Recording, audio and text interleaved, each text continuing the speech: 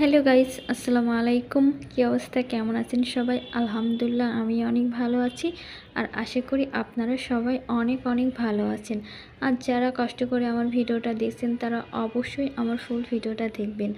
বাজার থেকে এক আঁটি পালং শাক কিনে নিয়ে আসছিলাম। এক আঁটি পালং শাকের দাম নিয়েছিল 15 টাকা। এখন তো বর্তমান সব জিনিসেরই অনেক দাম। তা যাই হোক, বেশ কয়েকদিনই এনে রাখছি। কী দিয়ে খাবো, কী করব সেটাই ভাবতে ভাবতে 2-4 দিন হয়ে গেছে। এখন ফ্রিজে দেখি যে শাকটা একটু নরম নরম হয়ে গেছে। এখন কিছুটা ভালো করে বেছে এখন আমি পরিষ্কার করে ধুয়ে নিব। আর যে কোনো শাকে একটু যদি বালি থাকে তা আমি মনে করি সেটার একটা খুব সুন্দর একটা পদ্ধতি আছে। অনেকে আছে যে বারবার আপনার শাক ধুতে হয়, নয়তো ওই বালিটা যায় না।